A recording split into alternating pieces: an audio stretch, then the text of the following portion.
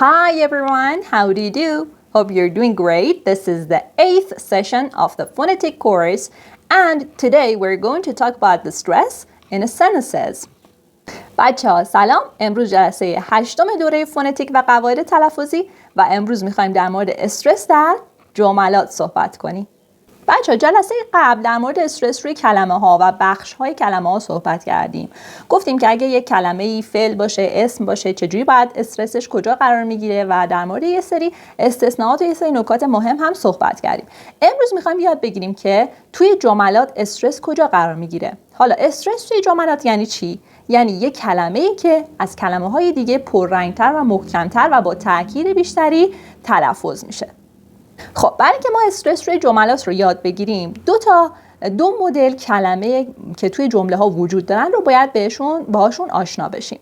کلمه ها یا content words هستن یا function words. content words همونجور که از اسمش مشخصه کلمات محتوایی، یعنی یه معنی رو میرسونن و توی جمله ها شامل اینا میشن nouns, verbs, adjectives, adverbs. ما توی جمله ها این کلمه ها رو با تأکید بیشتری معمولاً تلفظ میکنیم. و بچه ها function words کلمه هایی هستن که دستوری هستن، کلمات دستوری و برمیگردن به ساختار و گرامر.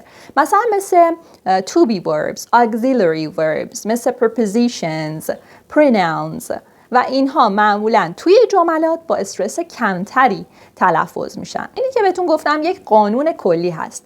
حالا یه وقتایی هستش که شما توی جمله با توجه به منظورتون و هدفتون از بیان اون جمله خودتون استرس رو روی بخشی قرار میدین. خب مثلا یه نفری از شما پرسه که شیشه رو کی شکسته. خب وقتی میگه چه کسی شیشه رو شکسته، میخواد چی رو بدونه؟ میخواد فاعل و انجام دهنده اون کار رو بدونه و شما میخواین بگین که علی شیشه رو شکسته. خب پس قاعدتاً استرس رو میذارین روی علی که انجام دهنده کار. میگین علی broke the window.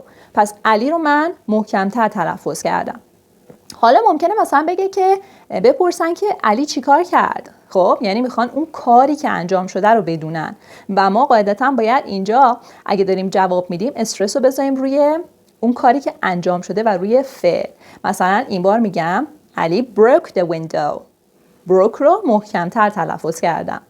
حالا ممکنه یه نفر از ما بپرسه که علی چی رو شکسته، یعنی داره در مورد مفعول از ما سوال پرسه. خب قاعدتاً الان من بخوام جواب این سوال بدم باید استرسش رو بذارم روی مفعول و اون کاری که روش انجام شده.